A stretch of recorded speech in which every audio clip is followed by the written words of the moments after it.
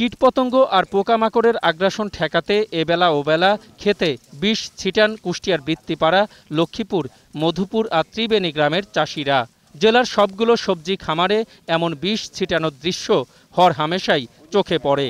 গেল 10-11 বছরে মাঠের ফসলে প্রয়োজনের চেয়ে যার পর নাই অতিমাত্রায় বৃদ্ধি পেয়েছে বিষ দেবার প্রবণতা।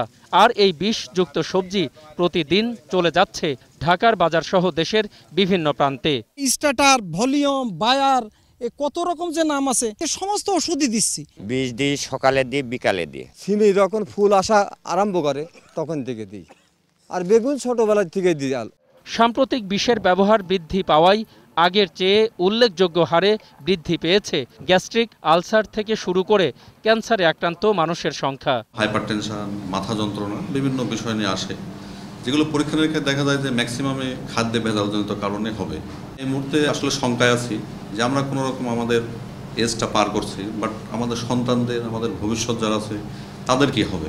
রোগের বিস্তার আর রোগীর সংখ্যা বৃদ্ধি ঠেকাতে অর্গানিক পদ্ধতিতে সবজি ফলানোর পরামর্শ স্থানীয় প্রশাসনের। কেমিক্যালস ফার্টিলাইজার ব্যবহার করে আপনি যে প্রোডাক্ট পাবেন, যে উৎপাদন পাবেন, এই আপনি ভার্মি কম্পোস্ট যেটা রয়েছে বা অর্গানিক এই ফার্টিলাইজার ব্যবহার করে কিন্তু আপনি তার চেয়েও বেশি প্রোডাক্ট পেতে পারে। মানুষের মধ্যে এটাকে প্রচার করতে হবে, তাদেরকে সচেতন করে এই প্রযুক্তি যত দ্রুত তাদের কাছে হস্তান্তর করতে পারবে তত দ্রুত এটার আউটপুট আমরা পাবো। মানুষকে যেভাবে একসময় একটু মোটিভেট করেছিল কৃষি বিভাগ বিষ প্রয়োগ করার জন্য, আজকে নতুন করে বলতে হবে যে এই বিষ হচ্ছে আমাদের দুঃখ কষ্টের অন্যতম বাহন হয়ে গেছে। সুতরাং আজকে এই বিষ প্রত্যাগ করতে হবে। খাদ্য উদ্বৃত্তের জেলা কুষ্টিয়া থেকে প্রতিদিন কয়েকশো ট্রাক বিভিন্ন ধরনের সবজি যায় ঢাকা সহ দেশের বিভিন্ন প্রান্তে।